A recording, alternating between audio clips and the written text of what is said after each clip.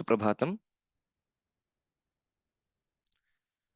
गुरुरेव गतिर्गुरुमेव भजे, गुरुणैव सहास्मि नमो गुरवे। न गुरोः परमं शिशुरस्मि गुरोः, मतिरस्ति गुरौ मम पाहि गुरो।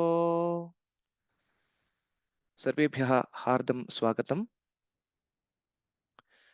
वयं ब्रह्मस्तव इति पाठस्य पद्यभागस्य अर्थं किञ्चित् ज्ञातवन्तः। आदिम अष्टश्लोकानां तत्र अन्वय पदपदार्थ भावार्थ क्रमेण अस्माभिः किञ्चित् अधीतम्। अधुना अग्रिम श्लोकं प्रति गच्छामः। I request the students to raise your hands so that you can repeat after me the shloka.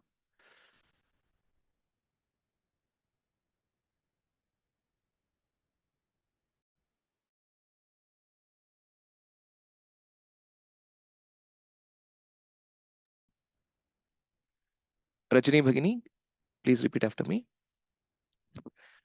Namaste Bhagwan. Namaste.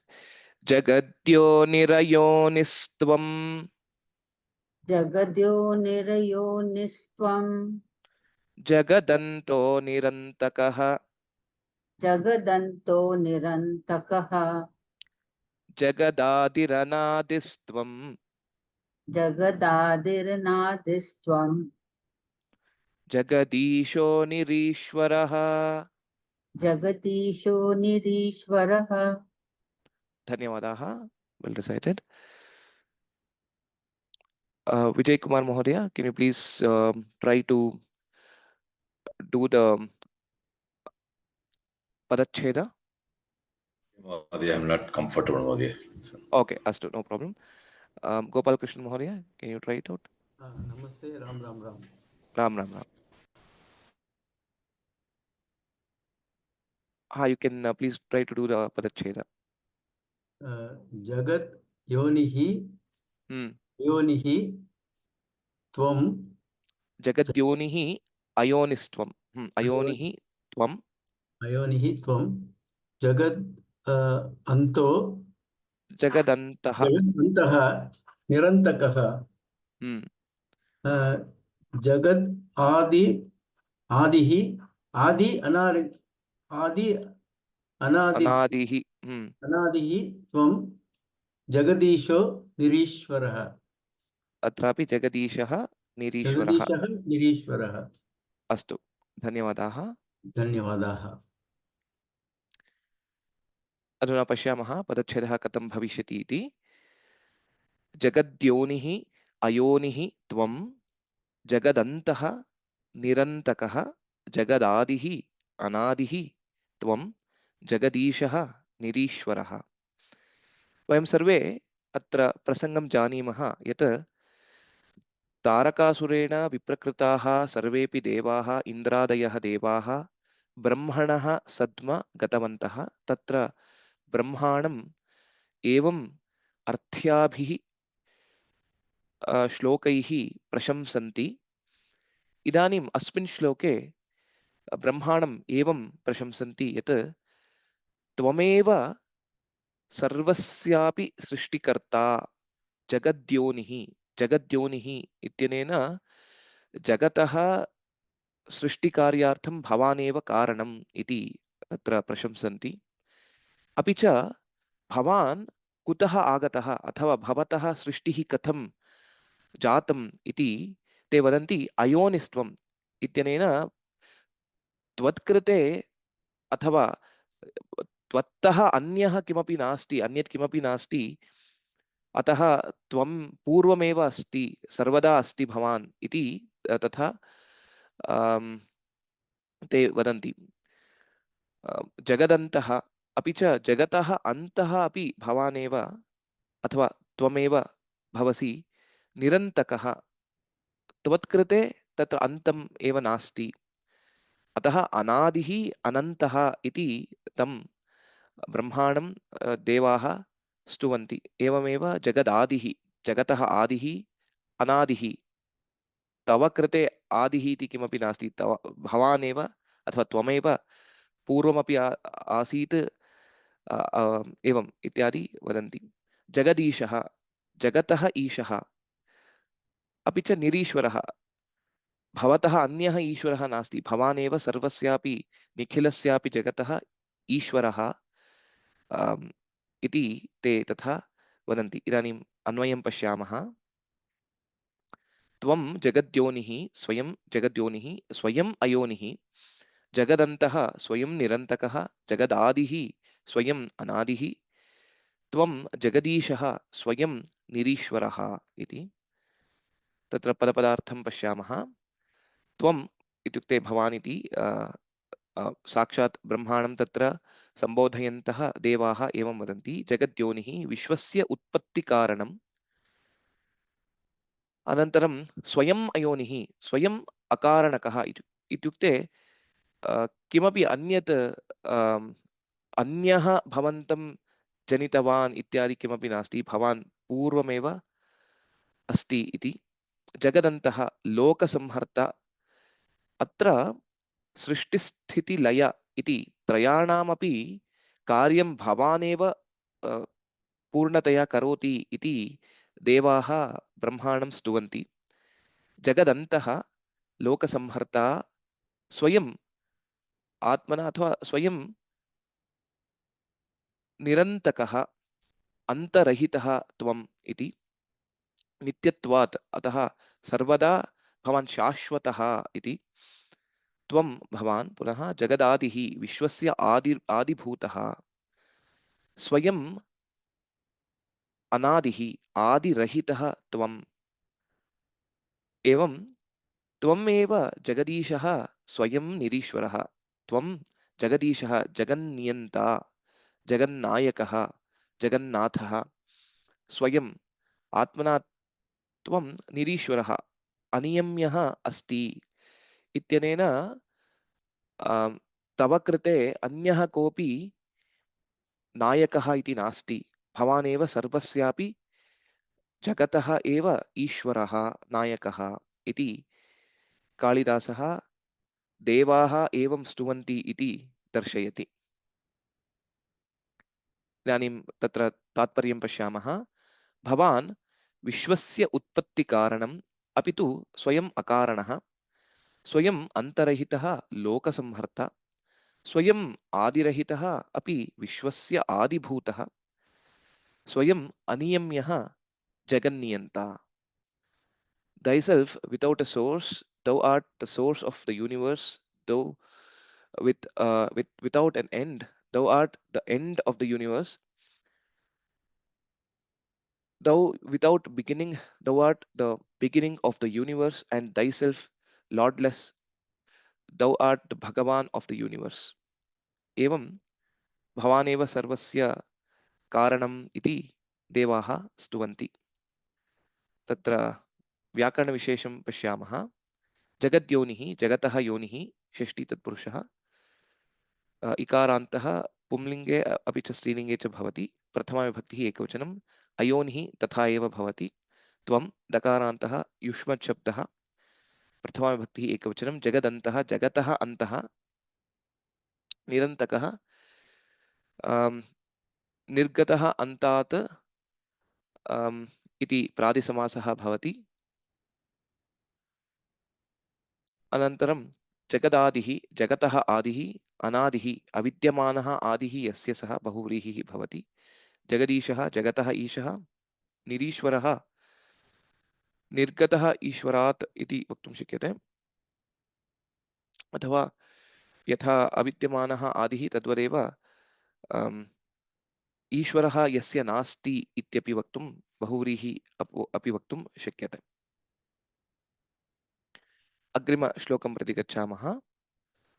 ललिता भगिनी कृपया अनुवदतु।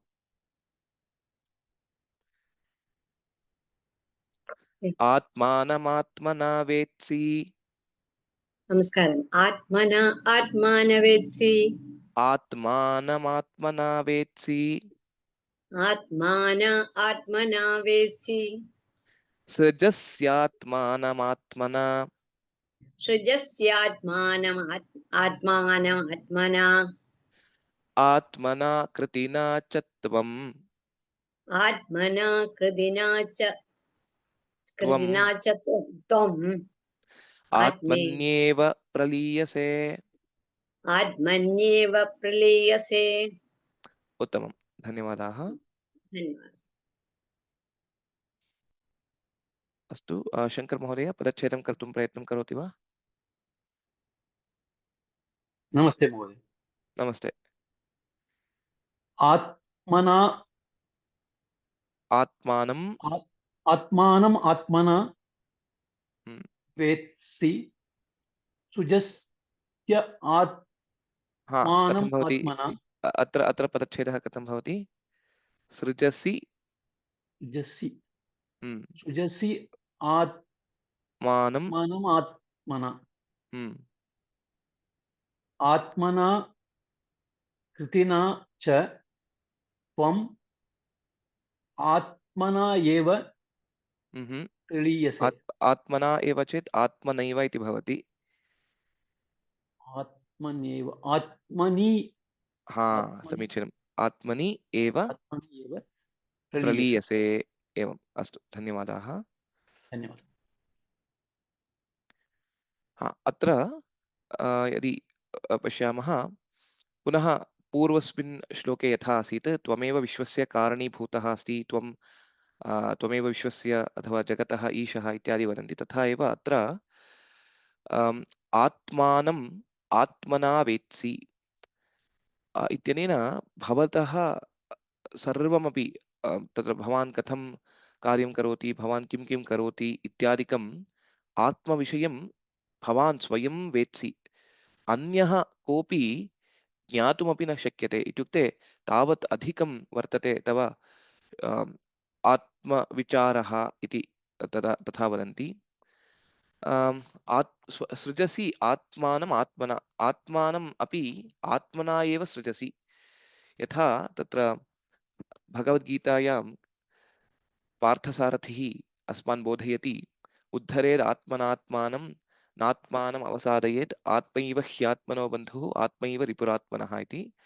तद्वत् सर्वस्य कृते भवानेव कारणीभूतः, त्वमेव सर्वस्य कारणम् इति पुनः ब्रह्माणं स्तुवन्ति।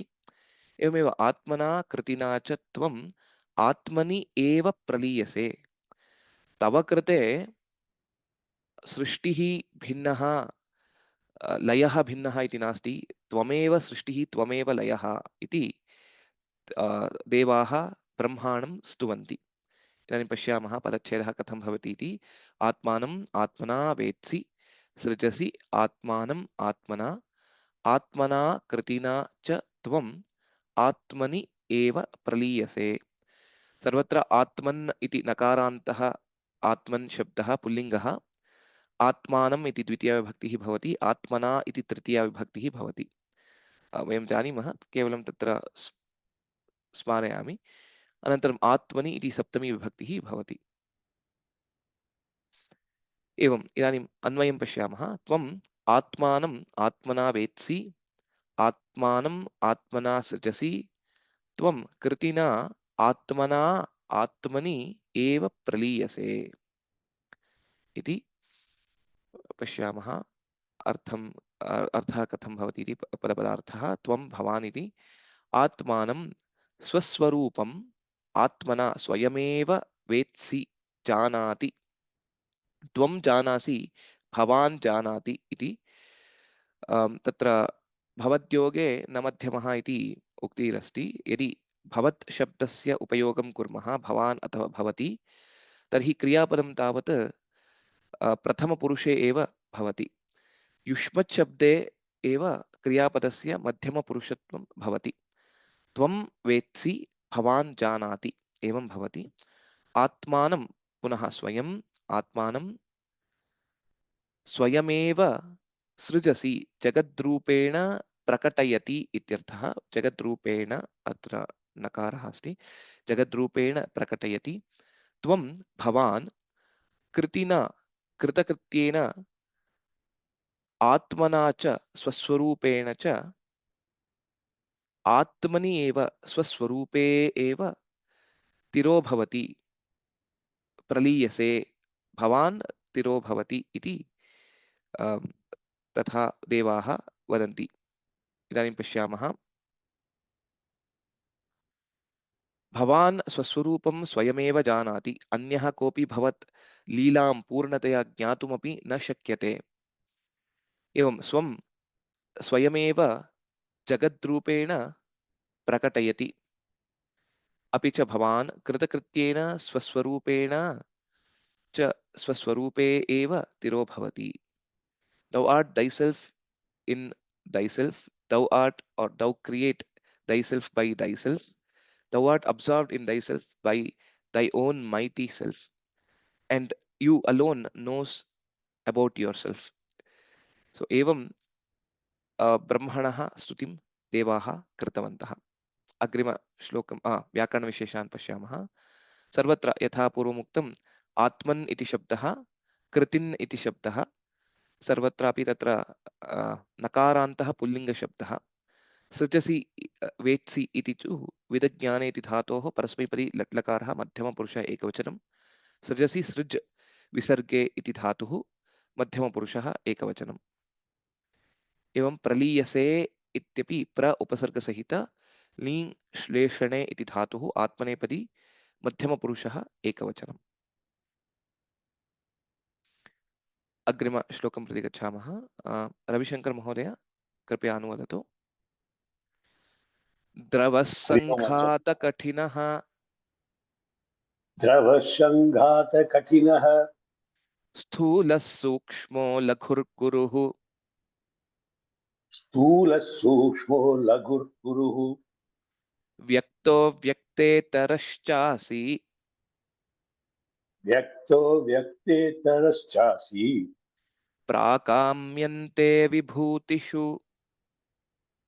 प्राकाम्यं ते विभूतिषु। उत्तमं, धन्यवादाः।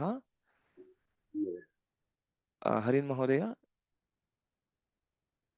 कृपया तत्र पदच्छेदं कर्तुं प्रयत्नं करोतु। राम राम। अस्तु, शान्तला भगिनी भवती एव करोतु। तत्र अन्म्यूट् भिन्नतया। द्रवः द्रवः सङ्घातकठिनः स्थूलः सूक्ष्मः लघुः गुरुः। तत्र विसर्गस्य रेफादेशः लघुः गुरुः। तत्र समीचीनं। सूक्ष्मः तत्र विसर्गस्य उकारादेशः तदनन्तरं गुणसन्धिः। व्यक्तः तत्रापि गुणसन्धिः, विसर्गस्य उकारादेशः तदनन्तरं गुणसन्धिः। व्यक्तेतरः व्यक्त इतरः व्यक्तेतरः एकमेव पदं। व्यक्तेतरः च विसर्गसन्धि सकारादेश तदनन्तरं चुत्वसन्धि। व्यक्तेतरः च असि प्राकाम्यं ते विभूतिषु। उत्तमं, प्राकाम्यं ते विभूतिषु। धन्यवादाः। अस्तु, इदानीं पश्यामः। द्रवः सङ्घातकठिनः स्थूलः सूक्ष्मः लघुः गुरुः व्यक्तः व्यक्तेतरः च असि प्राकाम्यं ते विभूतिषु। इदानीं ब्रह्माण्डमेवं स्तुवन्ति, तत्र तव स्वरूपः कथमस्ति इति ते वर्णयन्ति देवाः। तत्र वेदवाक्येषु अपि वर्तते अणोरणीयान् महतो महीयान् इति। अणोः अपि अणीयः भवति तत्र परब्रह्म स्वरूपः।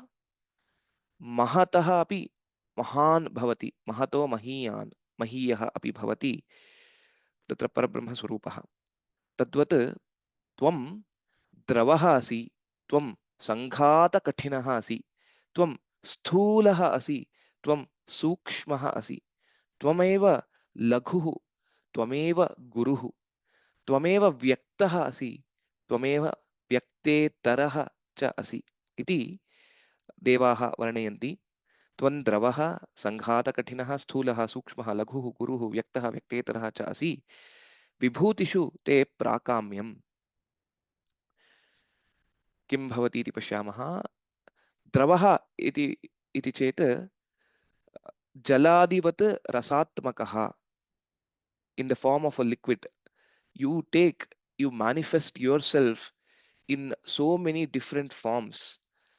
And they give the example, you are like water, like liquid, dravaha, or sanghata kathinaha, parvatadivat khana sanyogena kathoraha, very solid, rock solid, like a mountain. Sthulaha, ghatadivat indriya nigrahyaha, you are big, which can be perceived by the senses. Sukshmaha, paramanu adivat, paramanvadivat atindriyaha, you are also too small, anoho aniyaha, basically, which cannot be even seen or perceived directly. Laghuhu, तूलादिवत् गुरुभार रहितः अथवा अत्र लघुः इत्यनेन being very light, and then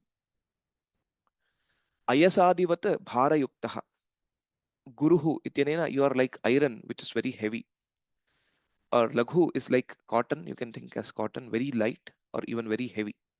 Vyaktah, indriya gocharaha, you are visible, you are manifested yourself, and we can see you. Vyaktetaraha, vyaktetaraha is avyaktaha, which you are also showcasing some things which you don't manifest. अपि च एवं विभूतिषु शक्तिविशेषेषु ते तव प्राकाम्यं स्वेच्छाचारित्वं, you have the complete liberty and the freedom to manifest yourself in any form that you like. So how great you are. So एवं तत्र इच्छानुसारं भवान् यत्किमपि वा रूपं धरति इति देवाः ब्रह्माणं प्रशंसन्ति. अर्थः एवं भवति, भवान् जलादिवत् रसात्मकः, पर्वतादिवत् घनसंयोगेन कठोरः, घटादिवत् घटादिवत् इन्द्रियगोचरः, क्षम्यतां, देयर इज इन्द्रियगोचरः अत्र. अनन्तरं परमाण्वादिवत् अतीन्द्रियः, तूलादिवत् भाररहितः, अयसादिवत् भारयुक्तः, इन्द्रियगोचरः अगोचरश्च अस्ति. भवान् इत्यनेन अस्ति, त्वम् इति चेत् असि इति भवति. शक्तिविशेषेषु तव स्वेच्छाचारित्वं भवति इति, अथवा रूपं यत्किमपि वा चिन्तयति तत् प्रकटयति इति देवाः वदन्ति. Thou art fluid and hard on account of the close contact of the particles, gross and subtle, light and yet heavy, perceptible and yet the opposite of that. Thy will is absolute in the manifestation of the energies in miraculous ways. Evam Brahmanam देवाः स्तुवन्ति. सर्वत्र अत्र अकारान्तः पुल्लिङ्गः एव पदः भवति. लघुः गुरुः इत्यत्र एव उकारान्तः पुल्लिङ्गः. व्यक्तः व्यक्तेतरः इत्यादि सर्वत्रापि अकारान्तः पुल्लिङ्गः एव. च असि प्राकाम्यं, प्रकामस्य भावः इति तद्धितं भवति. अकारान्तः नपुंसकलिङ्गः, द्वितीयाविभक्तिः एकवचनं. ते इति चेत् तव इत्यर्थः, षष्ठीविभक्तिः एकवचनं. विभूतिषु इकारान्तः सप्तमी विभक्तिः बहुवचनम्. अग्रिम श्लोकं प्रति गच्छामः. दिविजा भगिनी कृपया अनुवदतु.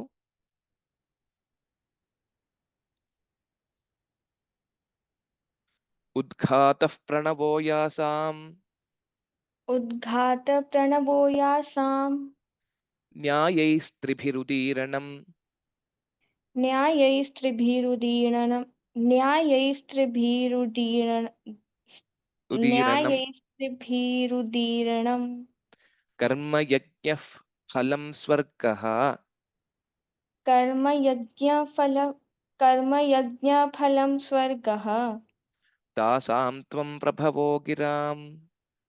तासां त्वं प्रभवो गिराम्. अस्तु, धन्यवादाः. वेल रिसैटेड. हरिन् महोदय, can you please do the padacheda now? महोदय, राम राम राम. उद्धातः प्रणवः यासां न्यायैः त्रिभिरुः त्रिभिः त्रिभिः ओके त्रिभिः उदीरणं कर्म यज्ञः फलं स्वर्गः तासां त्वं प्रभवः गिराम्। समीचीनं, धन्यवादाः। धन्यवादः महोदय। अस्तु, इदानीं पश्यामः पदच्छेदः कथं भवति इति। उद्घातः प्रणवः यासां न्यायैः त्रिभिः उदीरणं कर्म यज्ञः फलं स्वर्गः तासां त्वं प्रभवः गिराम्। यासाम् उद्घातः प्रणवः त्रिभिः न्यायैः उदीरणं कर्म यज्ञः फलं स्वर्गः त्वं तासां गिरां प्रभवः इति अन्वयः एवं भवति। अत्र देवाः वदन्ति सर्वस्यापि वेदस्य आरम्भाक्षरः अथवा आदिम अक्षरः प्रणवः इत्युच्यते। प्रणवः इत्युक्ते ओंकारः इति। ओंकारादेव सर्वमपि सिद्धम् इत्युच्यते। ओंकारं बिन्दुसंयुक्तं नित्यं ध्यायन्ति योगिनः कामदं मोक्षदं चैव ओंकाराय नमो नमः इत्यपि ओंकारस्यैव वर्णना कृता वर्तते अथवा वर्णनं कृतं वर्तते। तत्र ओम् इत्येव आदिम अक्षरः सर्वस्यापि वेदस्य। एवं यो वेदादौ स्वरः प्रोक्तः वेदान्ते च प्रतिष्ठितः तस्य प्रकृतिलीनस्य यः परः स महेश्वरः इत्यपि वेदेषु अपि गीयते। अतः ओंकारः एव सर्वस्यापि वेदस्य आरम्भाक्षरः इति ज्ञातम्। इदानीं तस्य ओंकारस्य आदिः प्रभवः कः इति चेत्, who is the person who has created this omkara through which the entire Vedas have been obtained, and through which, if we perform our duties as per the prescription or as it is recommended in the Vedas, we will be able to obtain the Swarga Loka. That person is you. Iti te Brahmanam stuvanti. यासां नाम गिराम् आरम्भः उद्घातः नाम आरम्भः उपक्रमः इत्यपि वक्तुं शक्यते। प्रणवः एव ओंकारः त्रिभिः त्रिसंख्यकैः न्यायैः उदात्तानुदात्तस्वरितैः इति वक्तुं शक्यते। उदीरणं नाम उच्चारणं भवति। कर्म यज्ञः विधिः ज्योतिष्टोमादि अध्वरः यागः, एवं तत्र वाजपेययागः ज्योतिष्टोमयागः सांग्रहण्यैष्टिः इत्यादि करणेन तत्र फलं किं भवति, परिणामः तु स्वर्गः स्वर्गवासः इति उच्यते। तत् सर्वस्यापि वेदस्य कर्ममार्गस्य फलस्यापि आदिमकारणम् ओंकारः। तस्य ओंकारस्य भवान् एव विधायकः अथवा तासां तादृशगिरां तादृशवेदवाक्यानां भवान् एव वाचां प्रभवः उत्पत्तिस्थानं भवान् एव इति ब्रह्माणं स्तुवन्ति। यासां वाचाम् आरम्भः ओंकारः त्रिसंख्यकैः उदात्तानुदात्तस्वरितैः उच्चारणम् इत्यनेन वेदाः इत्येव अवगन्तुं शक्यते। विधिः यागः, परिणामः तावत् स्वर्गसुखविशेषः। तथा विधानां वाचां वेदानाम् उत्पत्तिस्थानं भवान् अस्ति। What the source of the Vedas, the introduction of which is by the syllable Om, the utterance of which in according to 3 accents will give the rite to be performed, by which is sacrifice and the fruit of which is heaven. You are the source of that. व्याकरणविशेषाः अत्र प्रायशः अकारान्तः पुल्लिङ्गः उद्घातः प्रणवः इत्यादि। न्यायः इत्यपि अकारान्तः एव, न्यायैः तृतीया विभक्तिः भवति। यासाम् इत्यनेन दकारान्तः स्त्रीलिङ्गः षष्ठीविभक्तिः बहुवचनं यतोहि गिराम् इति शब्दस्य गिर् इति शब्दस्य वाक् इत्यर्थयुतशब्दस्य कृते यासाम् इति उपयुक्तं यासां गिराम् इति अतः स्त्रीलिङ्गस्य प्रयोगः न्यायैः त्रिभिः इत्यपि अत्र इकारान्तः नित्यबहुवचनान्तः यतोहि त्रि इत्युक्ते सर्वदा बहु एव भवति बहुवचनमेव भवति प्लूरल् तृतीयविभक्तिः एण्ड् देन् उदीरणम् अकारान्तः नपुंसकलिङ्गः प्रथमाविभक्तिः एकवचनं कर्म नकारान्तः कर्मन् शब्दः नकारान्तः नपुंसकलिङ्गः प्रथमाविभक्तिः एकवचनं यज्ञः स्वर्गः अकारान्तः फलम् अकारान्तः तासाम् इत्यनेन दकारान्तः यासां तासां त्वं प्रभवः नकारान्त क्षम्यतां तत्र प्रभवः इति अकारान्तः पुल्लिङ्गः एव गिरां रेफान्तः गिर् शब्दः षष्ठीविभक्तिः बहुवचनम्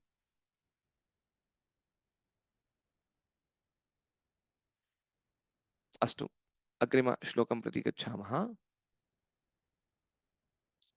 भार्गव महोदय can you please repeat after मी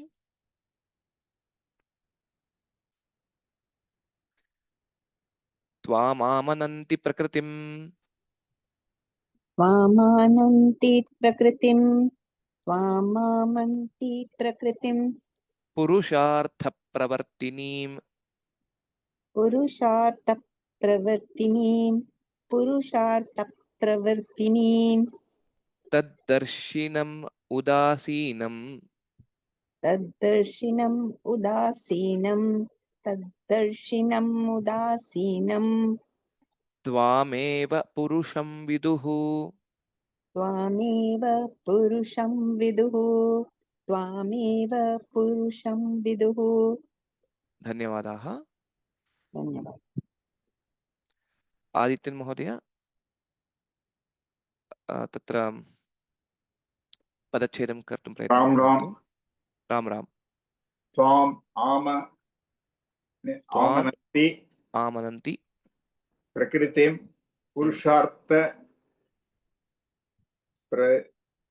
प्रवर्तिनीं प्रवर्तिनीं प्रवर्तिनीं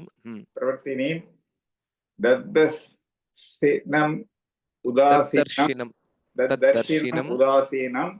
त्वाम् एव पुरुषं विदुः। उत्तमम् उत्तमं धन्यवादाः धन्योस्मि। त्वाम् आमनन्ति प्रकृतिं पुरुषार्थप्रवर्तिनीं तद्दर्शिनम् उदासीनं त्वाम् एव पुरुषं विदुः। इदानीं किञ्चित् तत्र प्रकृतिपुरुष इति विषयः वर्तते साङ्ख्य इति दर्शने साङ्ख्यदर्शने भगवान् विष्णुना एव कपिलावताररूपिणा विष्णुना साङ्ख्यं प्रतिपादितं तत्र प्रकृतिः पुरुषः इति विषयद्वयं स्वीकृत्य कथं प्रकृतिः पुरुषं प्राप्तुं प्रयत्नं करोति इत्यादिकं दृश्यते। एवं त्वाम् आमनन्ति प्रकृतिं भवानेव प्रकृतिः प्रकृतिः भवानेव पुरुषः इति सर्वं भवति इत्युक्ते त्वयि एव न्यस्तम् इति देवाः वदन्ति। अत्र त्वां पुरुषार्थप्रवर्तिनीं प्रकृतिम् आमनन्ति त्वामेव तद्दर्शिनम् उदासीनं पुरुषं विदुः। So in the Sankhya philosophy, the key concepts revolve around two topics, which is Prakriti and Purusha. Purusha is the Parabrahma Vastu, and Prakriti is all his manifestations. The Mahat, whatever we see in this world, that if whatever is the different layers of the Maya and other things that we have heard about, etc., are all the constituent parts of the Prakriti. From the Prakriti, we need to reach to the Purusha, and the Devaha are telling that you yourself purushartha pravartinim prakritim amananti. You yourself are that prakriti, and you yourself are that purusha who has to be reached. And purushartha, whenever we say the chaturvidha purusharthaha santi, the four prime objectives of the human life, dharmartha kama moksha, in that the paramapada, or the most important or the highest um, requirement that we should achieve, is the moksha. And to obtain that, we have to unify ourselves with that parabrahma tattva, which is the purusha. So the prakriti has to go to the purusha, and this is the gist of the Sankhya philosophy. And Bhagavan Parthasarathi in the Bhagavad Gita says, Sankhya and yoga are not different. It's the same. So that's what Bhagavan says. Prithak balaha vadanti. Sankhya yoga prithak iti balaha vadanti. So Panditaha will see that these two are the same. So all the darshanas which are there, which are the Vaidika darshanas, I would call it by that way, Astika darshana or the Vaidika darshanas, all will in principle tell about the same thing, or will actually guide us in the same to achieve the same goal, but the path or the way to interpret and understand is a bit different. But the ultimate goal of all our darshanas, darshana itself, the word itself means to understand ourselves, to understand the real I, who am I. That is the darshana, and all the darshanas lead us to the same end goal of the moksha, or whatever you may call it, or the self-realization, and achieving that parabrahma tattva. So now let us see the padapadartha here. Bhavantam eva purushartha pravartinim bhogapavarga rupa prayojana pravrittikam ityartha, which is operating for the benefit of the man, which is dharmartha kama moksha, prakritim moola karanam pradhanam karanam iti, amananti vadanti, darshanikaha vadanti, evam त्वामेव भवन्तमेव तद्दर्शिनं नाम प्रकृति द्रष्टारं, the witness who is seeing it, उदासीनः इत्युक्ते who is indifferent, तटस्थं, पुरुषं लिङ्गशरीरशायिनम् आत्मानं, the soul, विदुः कथयन्ति, सांख्यशास्त्रप्रणेतारः कपिलादयः मुनयः iti sheshaha. So this is based on the Sankhya way of looking at how the Prakriti and Purusha are. Evam bhavantam bhogapavarga rupa prayojana pravritti rupam moola karanam pradhanam vadanti, bhavantameva prakriti drashtaram tatastham linga sharira shayinam atmanam iti Sankhya Shastra Pranetaraha Kapiladayaha Munayaha Kathayanti. They declare you as the Prakriti operating for the benefit of the soul, the Purusha, and then they know you alone to be the Purusha, the indifferent, the passive witness of the operations of the Prakriti. So this is again the Advaita Tattva that they are saying. You are everything and everything is in you. So we can also understand it in that way. We'll go to the next shloka. We'll see the Vyakarana Vishesha. I think most of the words are now very much familiar to you. Amananti ang upasarga sahita na iti abhyase iti dhatoho parasmaipadi prathama purusha bahuvachanam bhavati amananti iti yatohi janaha drashtaraha iti prakritim ikarantaha स्त्रीलिङ्गः प्रकृतिः इति भवति एवं पुरुषार्थ प्रवर्तिनीम् अपि ईकारान्तः स्त्रीलिङ्गः तद्दर्शिनं दर्शिन् इति शब्दः अनन्तरम् उदासीनम् अकारान्तः पुल्लिङ्गः द्वितीयविभक्तिः एकवचनम् उदासीनः इति शब्दः उदासीनम् इत्युक्ते निष्क्रियः इत्युक्ते one who is just there, one who is just a witness, he is not doing anything. So he is udasinam.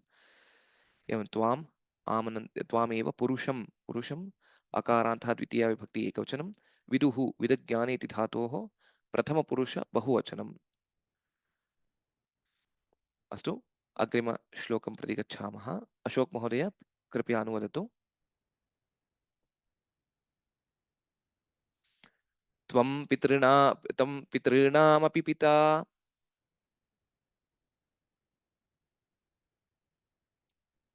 Okay. Krishnan Mahodaya, can you repeat after me? नमो नमः. Namaste. त्वं पितॄणामपि पिता देवानामपि देव देवता. अहम् एकवारं वदामि, अनुवदतु कृपया. देवानामपि देवता. देवानामपि देवतां. परतोऽपि देवानामपि परश्चासि. देवता. परतोऽपि परश्चासि. परतोऽपि परश्चासि. परतोऽपि परश्चासि. विधाता वेधसामपि. विदादा वेदसामपि. विदादा वेदसामपि. उत्तमं. धन्यवादाः. अस्तु. गोपालकृष्ण महोदय, can you do the padacheda? Ram. Namaste. Tam Pitrunam api पितॄणाम् अपि पिता. Devanam api devata. Parato api परतः. paratah api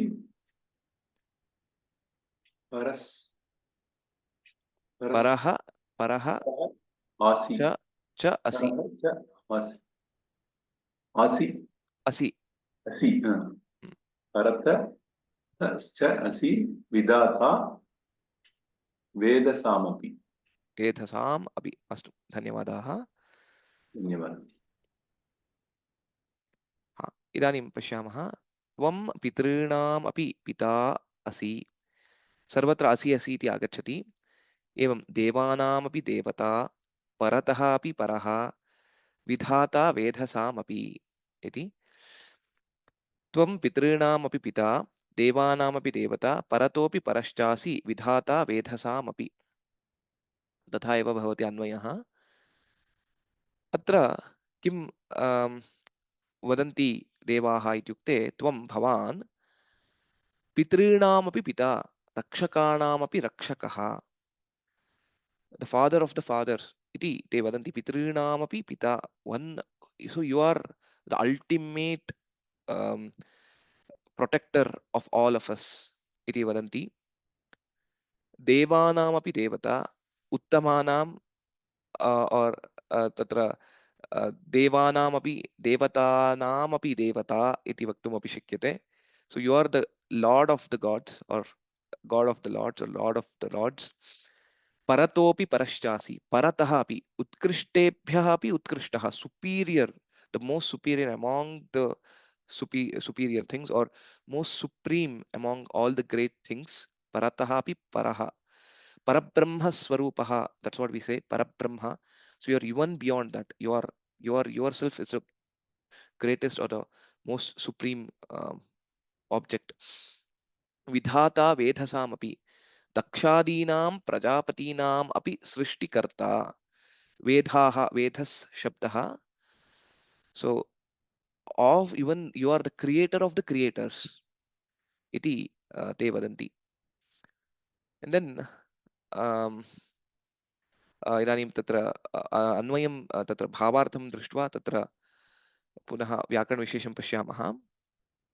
भवान् रक्षकाणामपि रक्षकः, उत्तमानामपि उत्तमः, उत्कृष्टेभ्यः अपि उत्कृष्टः, दक्षादीनां प्रजापतीनाम् अपि सृष्टिकर्ता च असि. त्वमेव असि. Thou art the father of the man, god of the gods, higher than the high, and then the progenitor of the progenitors of the mankind. अत्र तत्र बहवः ब्रह्माणः सन्ति इत्यपि श्रूयते. In another context, while saying not just Chaturmukha Brahma, there are also Brahma with Ashtamukha, Dashamukha, Shatamukha, Sahasramukha ityadi, and each one is the creator of that magnitude of the world. So if from Chaturmukha Brahma to Ashtamukha Brahma, the magnitude of the world will be the twice of it. From that, the twice will be Shodasha Mukha and so on, like that. So there are so many creators of these worlds, and Brahma here is being regarded as he is the creator of the creators also. So in that way, they are saying everything is only you. There is nothing else beyond you. Evam te prashamsanti. Tvam दकारान्तः पितॄणाम् ऋकारान्तः पुल्लिङ्गः षष्टिविभक्तिः बहुवचनं पितॄणां, that is दीर्घ r is there. अपि परतः is all अव्ययं. पिता ऋकारान्तः प्रथमविभक्ति एकवचनं. देवानाम् अकारान्तः षष्टिविभक्तिः बहुवचनं. अग्रे देवता आकारान्तः परः अकारान्तः असि अस भुवि इति धातोः मध्यमपुरुषः एकवचनं. विधाता विधातृ इति शब्दः तस्य प्रथमविभक्तिः एकवचनं. वेधसां वेधस् इति शब्दः सकारान्तः षष्ठी बहुवचनं वेधसाम् इति भवति. Now we shall look into the last shloka that is being there in our patha in the Brahmastavah. Radha Bhagini, कृपया अनुवदतु.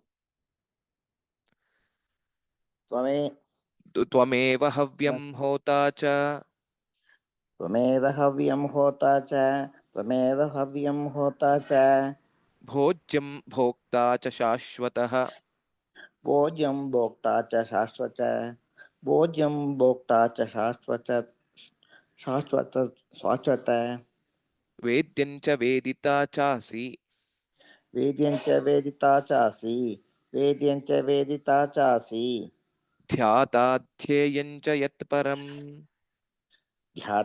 ध्याता ध्येयं च यत्परम् उत्तमं, ध्याता धन्यवादाः. ध्यायं च यत्परम्. अस्तु, धन्यवादाः. ध्येयं च इति भवति. ध्याता ध्येयं च यत्परम्. अत्र पदच्छेदः सुलभमेव अस्ति. त्वम् एव हव्यं होता च भोज्यं भोक्ता च शाश्वतः वेद्यं च वेदिता च असि ध्याता ध्येयं च यत् परम्. अन्वयः अपि सुलभमस्ति. त्वमेव हव्यं होता च भोज्यं भोक्ता च शाश्वतः वेद्यं वेदिता च ध्याता ध्येयं च यत्परं च असि. Again here, the gods are praising Brahma by saying, whatever we offer as the sacrifice in the divine yajnas, that is called the Havya. Havya is one that is being offered, and whenever we consider any of these kriyas, like may it be a yajna yaga, or it can be a dhyana, or it can be any of these activities, the key thing there that we can understand is there are three essential entities in any act that we do. For example, if we are doing the dhyana, there are three things that are related there. One is called dhyata, one is called dhyeya, and one the activity itself, which is dhyana. In Lalita Sahasranama also, we come across this beautiful nama, dhyana dhyatra dhyeya rupa. You yourself are the dhyana rupa, you yourself is the dhyeya rupa, you yourself is the dhyatra rupa. When a confluence, perfect confluence of these three things happen, that sthiti is called laya or samadhi. The person who meditates is called dhyata, dhyatr shabda, similar to hota, hotr shabda. One who offers the offering is called the karta, whoever is doing, the person, that he is the doer, that is dhyatr. Dhyeya is the object on which the contemplation is being done. That is the Parabrahma Swarupa, for example, or Lalitambika, or any deity that we may be thinking of. That is Dhyeya. The Dhyana is the relation between the Dhyata and the Dhyatra, Dhyeya. How are they being related, or the process through which the person is contemplating on the end goal or the object. In the same way, Havyam, Hota, Homaha is also a three maybe the entities in the yaga. And similarly, if you consider the Bhojana, Bhojya, Bhokta, and Bhojana is also a threefold entity. And similarly, to understand the perception, perceiving, Vedya, Vedita, and Jnanam is also a threefold entity. In this way, the Devatas are saying, you yourself are the Hota, you yourself is the Havya, you yourself is the process of that Homa. You yourself is the person who is eating, Bhoktr. You yourself is the Anna that you are eating, Anna Brahma. That Bhojya is also yourself. And then you are the permanent person because you are Shashvataha. There is nothing else beyond you which exists forever. You are the person who has to be understood, Vedya. And you are the person who is also understanding, Vedita. You are the person who is contemplating, who is doing penance, Dhyata. You are the person who has to be also understood or contemplated upon, Dhyeya. And you are that divine thing which is beyond everything, all these. Cha yat param, you are also param of everything. So this is how Brahma is being regarded by the Devaha. So now let us see the Padapadartha here in this case. Tvameva, you are the only one. Havyam is homa sadhanam, Ghritadikam. It can be Ghrita, that is Ajya, Samit, Charu, ityadi. Anything that is being offered in the homa. Hota, Havanakarta, the performer of the sacrifice is also you. Bhojyam, whatever is that is being eaten, Khadyam. Bhokta, Swikarta, one who eats it. And Shashvataha, Nirantaraha, one who is permanent. And Vedyam is Jnayam, one that has to be known. Veditacha, Jnatacha, one who is the knower or the seeker of the divine knowledge. Dhyata, one who performs the meditation. Dhyayam, Dhyana Yogyam cha, the object of the meditation. Yat Param, the supreme thing, whatever is there. Cha Asi, you are that. Tvameva homasadhanam havanakarta anubhuyamanam vastu anubhavita nirantaraha jneyam jnata dhyata atyuttamam dhyana yogyam cha asi. Thou art the external one, thou art the sacrificial offering, and again its offerer, the enjoyed and the enjoyer, the knowable and also the knower, the perceivable and the perceiver, the meditator, and again the supreme object of the meditation. We'll see the Vyakarana Vishesha here. Tvam evacha, all these are known. Havyam, Bhojyam, Vedyam, Theyam, all these are the Tathitas. Hotum Yogyam, Havyam, Bhoktum Yogyam, Bhojyam, Vetum Yogyam, Vedyam, Dhyatum Yogyam, Theyam. So these are the Tathitas. And then Hota, Bhokta, Vedita, Dhyata. All these are also the Rikaranta Shabdas. And then Prathama Bhakti Ekavachanam in all these cases. Asi is Madhyama Purusha Ekavachanam. Yat Param Akarantaha Napumsakalinga Param Ityeva Shabdaha Prathama Bhakti Ekavachanam. That one supreme thing that is there is you. Evam, to summarize the Brahmastuti, what we have seen, Sarvepi Devaha Taraka Surena Viprakrataha Brahmanaha Satmagatva Idanim तत्र किम् अस्माभिः कर्तव्यम् अग्रे इति अथवा भवान् ब्रह्मा भवान् एव अस्मान् रक्षतु इति देवाः सर्वेपि गत्वा स्तुतिं कुर्वन्ति. एतत्तु कालिदासस्य कुमारसम्भव काव्यात् महाकाव्यात् स्वीकृतः वर्तते.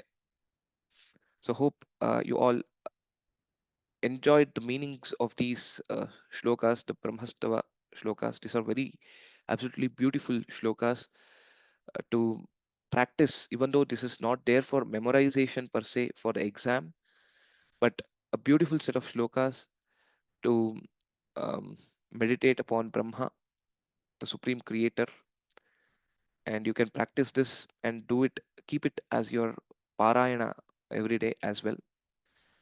Usually we see a lot of stutis on Vishnu, on Shiva, on Devi, etc. Even in the Shanmata, that is the shlokas being written by Shankaracharya, we see shlokas or stutis on various gods. But stutis on Brahma is a bit rare. So of such, this is a beautiful collection of verses. So please do practice it and try to internalize the meaning of these shlokas.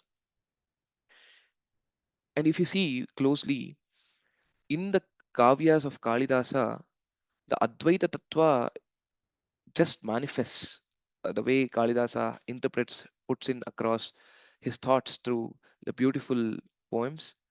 The Advaita Tattva is something that also comes out evidently. So if you go in the Vedantic perspective or Sahitya or the literature perspective or just the Stuti, Bhava, any way you can consider these shlokas. For each one, there are different levels and depths of understanding of these shlokas. With that note, we will probably conclude this lesson, the Brahmastavah. Please practice, and we will upload these slides and also the notes related to it. Try to answer the questions and prepare for your exams. So now I will open up for question and answers, and I'll also see if there are any questions in the chat box. Of course, there will be a few questions related to the exam, how to register and other things. So just to give the overview of what is upcoming, we have almost completed the syllabus of Tritiya. Maybe there could be a small portion of things that may be left out, if at all. But to my understanding, we have almost completed the syllabus. The exam will be there on August 31st, which has been already communicated over email and also during the class.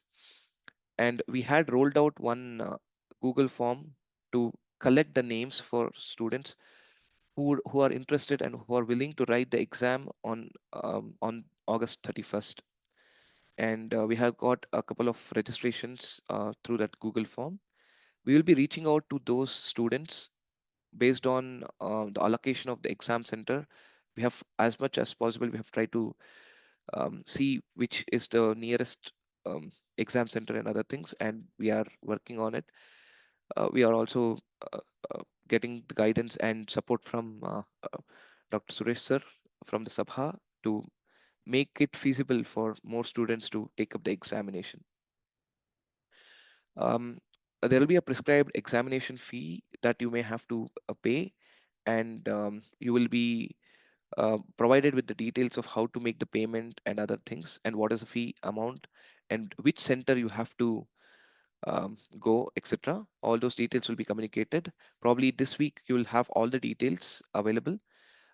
By Wednesday, we will provide all those details, and by end of this week, you can do the formalities related to registering for the examination by paying the fees and other things. But more important than that is the preparation itself. So please start preparing well for the examination. As you know, it is two papers, paper 1 and paper 2. This is paper 1. Paper 2 is Anuvada Pradipaha, for which the course was already done in the past, and that was a prerequisite course for this Tritiya as well. So do refer to it. The notes are available, the slides are available from the other course. You can refer to it. It is all more about translations, maybe a little bit of the Prabandha Lekhanam, the Tippani Lekhanam, and a few maybe the Prayoga Parivartanam, etc. Those are the things that will be there. do practice, and I wish you all the best for your examinations. If there are any specific questions related to the exam, we will take it up on Wednesday, because more details about all the other fees and other things would be provided by then. So now looking into the questions in the Q&A chat box. Do we need to memorize this? No, we don't have to memorize, but we may, they would ask in the examination to write the bhavartha anvayanusaram bhavartham likhata. That would be the question you can expect. So you don't have to commit to the memory, but you'll have to explain the meaning of those shlokas, some of the shlokas, whichever is asked. And isn't Daksha and Prajapati one? Because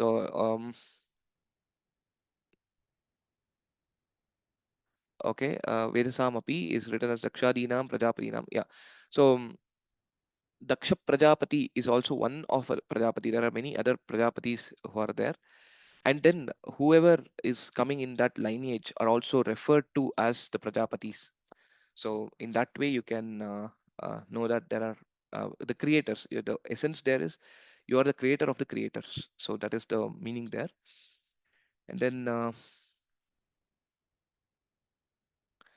Jyotishtomadihi Adhvaraha. What is the meaning of this? That is a Shabda. In the Vedas, there are supreme yajnas that they speak about. The modern days, what we follow, maybe the Navagraha Homa or Ganapati Homa, etc. These are, of course, a little bit about these would be there or been told in the Vedas or in the Agamas and other Shastras. But in the Vaidika Yajna, whenever we say Yajna, it is either the Rajasuya or the Vajapeya. All these are the greater or the bigger yajnas that are there. So of that, one is Jyotishtoma is another name, another yajna that is there. That is the overall meaning of the Jyotishtoma. So whatever is that, the greatest of the yajnas that has been prescribed in the Vedas. So that is the meaning in that case. Okay. Is there any online exam for this course by Vyoma? Yes. As we had communicated as well, even in the WhatsApp group as well, I had communicated it. The course end evaluation. So whatever courses that are being offered through Vyoma, we will have a course end evaluation, which is a computer-based test that will be there for all the registered students for this course. So that is a different one, which is conducted by vyoma-samskrta-pathasala or Vyoma Linguistics Labs. And the Sabha, Sura Saraswati Sabha, offers the exams, and they conduct and they provide the certificate that comes from Sringeri, and that is a different one. So there we don't have an online exam like we had like we used to have it in Prathama and Dvitiya. The Tritiya onwards, the focus is more on to write Sanskritam fully and learn from it. Hence, it will be an offline exam where you have to write the complete answers, and there's no objective like choosing the multiple answers or multiple correct questions like that, multiple choice questions from the computer, etc. So it will be completely written. So that is the offline exam or a face-to-face exam. That's how you can know about this exam. So I see these are the questions that are there in the chat box. I see one raised hand, so probably I will just give a chance for Gopala Krishna Mahodaya to ask any question he may have, Ram, and Ram, then we Ram. will conclude. Namaste. This Yasam word, how is Correct. it? Okay. Yasam tasam yad shabdaha. Yad shabdasya ya ye yaha iti shabdasya षष्ठी विभक्ति ही बहुवचनम यस्याः तत्र ययोः यासाम् इति भवति यासाम् इति बहुवचनं भवति धन्यवादः धन्यवादः अस्तु धन्यवादाः. Okay, so if there are any further questions, I request you to please write an email to us, and we'll be happy to answer it. And again, we will be having the upcoming classes where we shall also discuss some of the past papers, previous year papers, and we will be able to learn from that and prepare ourselves for the examination.